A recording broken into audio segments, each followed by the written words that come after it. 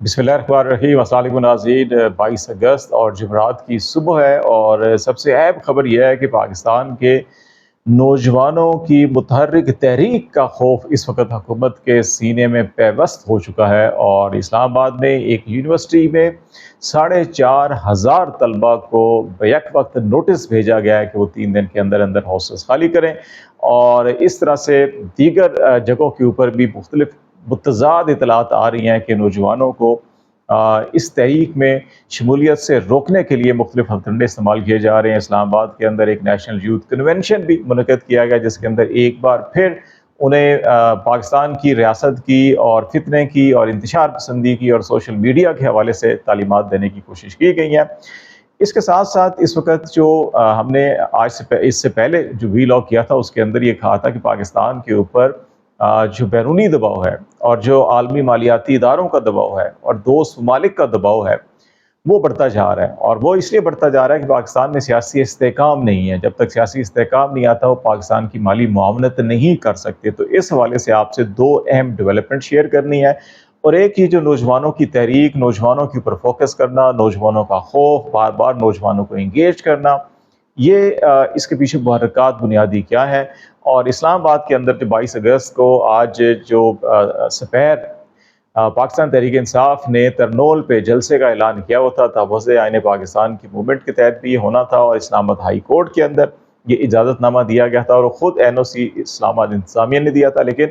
ऐन आज शाम को ये NOC उस वक़्त कैंसिल किया गया जब अदालती वक्त ख़त्म हो गया और कहा गया कि सिक्योरिटी एजेंसीज़ की रिपोर्ट के ऊपर जो है कि ये किया जा रहा है। और फिर उसके थोड़ी देर बाद ही एक मस्जिद से मशकूक बैग बरामद किया गया और कहा गया कि जनाब ये फ़र्द भी ज़हनी तौर के ऊपर ठीक नहीं लग रहा था और 2-3 दिन से इसी मस्जिद में क़याम कर रहा था और एक मशकूक बैग है, उसकी तलाशी शुरू कर दी गई और फिर पकड़ धकड़ भी हो गई। और फिर पिंडी इस्लामाबाद के बैरूनी रास्ते जो हैं कि वहाँ पर भी कंटेनर लगाना शुरू कर दिए गए। और फिर दूसरी तरफ जो है कि पंजाब भर के अंदर 22 से 24 अगस्त 3 दिन के लिए दफ़ा 144 नाफिज कर दी गई। लेकिन इंटरेस्टिंगली तहरीक लब्बैक पाकिस्तान ने एक बार फिर एन उसी रोज़ रेड जोन डी चौक सुप्रीम कोर्ट के बाहर एहतजाजी मुजाहरे का ऐलान किया है कि जिस रोज़ पाकिस्तान तहरीक इंसाफ एक अदालती हुक्म के तहत इस्लामाबाद के एक आप कह सकते हैं इसको इसमें मगरिब जनूब के अंदर ये तरनोल वाक़या है। और जबकि जो इस्लामाबाद का रेड जोन है सुप्रीम कोर्ट ऑफ पाकिस्तान है कि ये आप इसको शुमाल मशरिक इस्लामाबाद का कह सकते हैं, दोनों मुतज़ाद सिमत के अंदर हैं। एक इस्लामाबाद के इस कोने पर, एक इस्लामाबाद के उस कोने के ऊपर है। लेकिन इस्लामाबाद इंतज़ामिया कह रही है कि जी यहाँ पे हालात अमन अमान के मसाइल पैदा हो सकते हैं और ख़राब हो सकते हैं, तो इसलिए जो है कि तहरीक इंसाफ को जलसे की इजाज़त नहीं दी जा सकती। तहरीक लब्बैक आएगी नहीं आएगी, कहाँ तक जाएगी कहाँ तक नहीं जाएगी, ये भी देखा जाना है कि आज दिन भर जो है कि क्या से क्या इस्लामाबाद के अंदर काफ़ी गहमा गहमी रहेगी। लेकिन असल जो प्रॉब्लम है वो इस वक्त जो खौफ है, जो नौजवानों का खौफ है, वो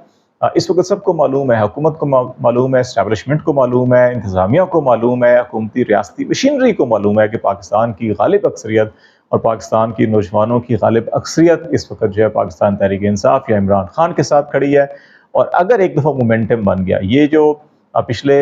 1 साल 6 महीने से बार बार इस्लामाबाद हाई कोर्ट कहती है, इजाज़त देती है, इसी तरह से पंजाब के अंदर इजाज़त दी जाती है अदालतों से, लेकिन हुकूमत जो है कि वो जलसा नहीं करने दे रही। और PTI जो नहीं कर रही उसकी एक बड़ी वजह यह है कि वो कहते हैं जी कि इन्होंने फिर एक नौ में जैसे वाक़यात पैदा करने और कहना है जी कि तहरीक इंसाफ जो है कि आइन और कानून चिकन जमात है या दहशतगर्दी का इल्ज़ाम लगाना है, तो इसलिए नहीं कर रहे थे। लेकिन अभी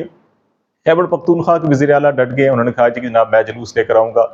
उन्होंने कहा KP के तमाम काफ़िले जो हैं स्वाबी इंटरचेंज पर इकट्ठे हैं और वहाँ वो लीड करेंगे। अब ये देखना है कि पंजाब में माजी में जब यहाँ से KP से लॉन्ग मार्च आ रहे थे तो फिर जहाँ पे पंजाब की बॉर्डर लगता है अटक के ऊपर, मोटरवे को बंद भी किया गया था, वहाँ पे बड़ी शेलिंग भी हुई थी अच्छी खासी दोनों तरफ से। और फिर क्रेनें आगे रखी गई थी KP की जो वहाँ से PTI वाले आ रहे थे तो बुरकापने हटाते हुए आगे बढ़े थे। तो अभी भी उनका प्लान ये है। और दूसरी तरफ मुख्तलिफ शहरों से भी काफ़िले कुछ पहुँचना शुरू हो गए, कुछ पहुँच रहे हैं। तो ये खौफ है कि मोमेंटम ना बनने दिया जाए। अगर एक दो मोमेंटम बन गया, लोग सड़कों पर आ गए, तो फिर संभालना मुश्किल हो जाएगा।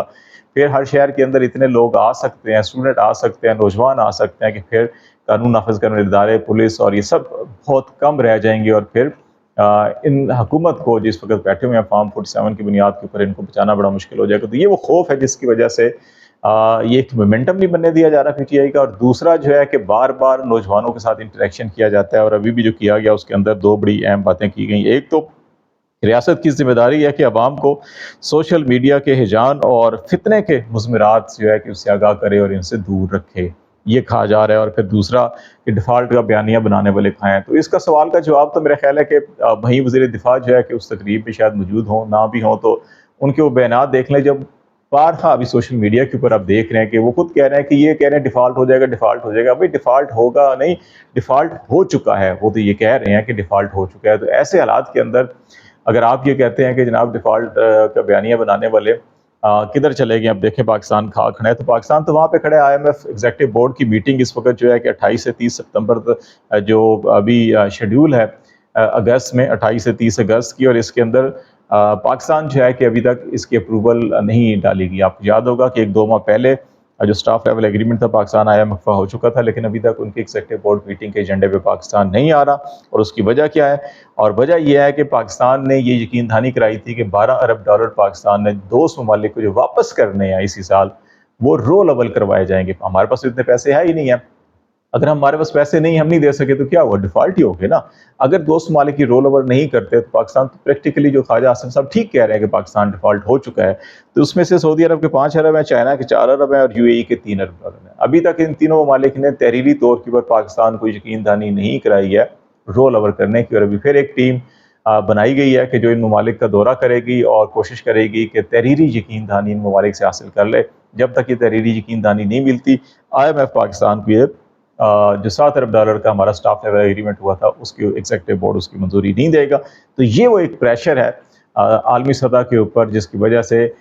پاکستان کے اندر جو ہے کہ عمران خان کے اوپر ان کے اوپر بہت دباؤ ڈالا جا رہا ہے کہ کسی طرح سے ان کے ساتھ کوئی ایسا ایگریمنٹ کر لی جائے، اپنی ناک بچا لی جائے اور ایگریمنٹ بھی کر لیا جائے، اور یہ تاثر بھی دے دیا جائے کہ عمران خان ڈیل کر کے آ رہے ہیں، ان کو پولیٹیکلی نقصان پہنچایا جائے، لیکن وہ اس کے لیے تیار نہیں ہے، جس کی وجہ سے چیزیں ڈیلے ہوتی جا رہی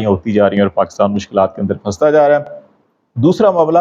یونائٹڈ نیشن ورکنگ گروپ کی، آپ کو پہلے بھی ہم نے تذکرہ کیا تھا، ایک رپورٹ تھی جس کے اندر عمران خان کے ان کیسز کا ذکر کیا گیا تھا جن میں ان کو سزائیں دی گئی تھیں اور جیل میں رکھا گیا 1 سال مسلسل۔ 25 مارچ 2024 کو یہ رپورٹ تیار ہوئی تھی، اور اس میں یہ کہا گیا تھا کہ 6 ماہ کے اندر عمران خان کو جو ہے کہ رہا کیا جائے، ان کو کمپنسیشن دی جائے، ان کے خلاف جو مقدمات بنائے گئے ان کے خلاف تحقیقات کی جائیں، ان ذمہ داران کے خلاف کارروائی کی جائے، اور پھر جو اس وقت پاکستان کے اندر مروجہ قوانین ہیں ان کو بین الاقوامی قوانین کے مطابق جو ہے کہ ان کے اندر ترامیم کی جائے، اور پھر 6 ماہ کے اندر کمپلائنس رپورٹ پیش کی جائے۔ ادروائز جو ہے کہ ان کا جو جنیوا ہیومن رائٹس کمیشن کے اندر اور جو آزادی اظہار سے متعلق اور عدلیہ کی آزادی سے متعلق جو ان کے رپورٹرز ہیں، ان کو کہا گیا تھا کہ آپ اپروپریٹ ایکشن کے لیے کارروائی اس کے اوپر جو ہے وہ شروع کر دیں۔ اب وہ 6 ماہ جو ہے 23 ستمبر کو ہونے ہیں، 23-24 ستمبر کو، تو اس سے پہلے یہ ہونا ہے۔ ابھی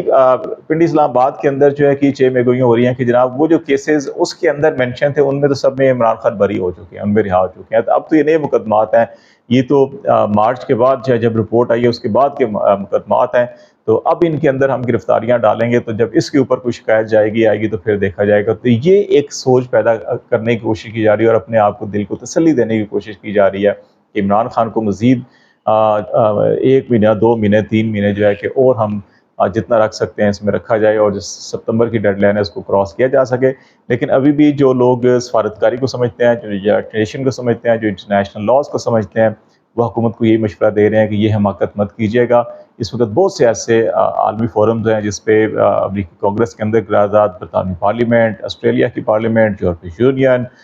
یہ سارے وہ فورم ہیں جہاں اوپر متعدد قراردادیں پاکستان کے حوالے سے موجود ہیں اور منظور بھی ہوئی ہیں، کچھ جو ہے کہ ابھی پینڈنگ کے اندر ہیں، تو ان سے پاکستان کے لیے کافی مشکلات ہو سکتی ہے عالمی سطح کے اوپر، سفارتی سطح کے اوپر، سیاسی سطح کے اوپر، معاشی اور تجارتی سطح کے اوپر بھی پاکستان کی کافی مشکلات پیدا ہو سکتی ہیں۔ تو اس لیے ان کو یہ مشورہ دیا جا رہا ہے کہ آپ 24 ستمبر کی ڈیڈ لائن جو ہے کہ اس کو کراس مت کیجیے۔ آپ کا خیال ہے کہ شاید یہ بائنڈنگ نہیں ہے، ہمارے خلاف کچھ کارروائی نہیں ہوگی، لیکن کارروائی ہو بھی سکتی ہے، تو اس لیے ان کیسز کے اندر بھی جو معاملات ہیں کہ یہ عدالتوں سے اگر ان کو رہائی ملتی ہے تو ہو جانی چاہیے۔ تو اس وقت تک یہ صورتحال ہے، تو لیٹس سی دیکھتے ہیں جو بھی ڈیولپمنٹ ہوگی آپ کو آگاہ کرتے رہیں گے۔ فی الحال خالد شمیل کو اجازت دیجیے، اللہ حافظ۔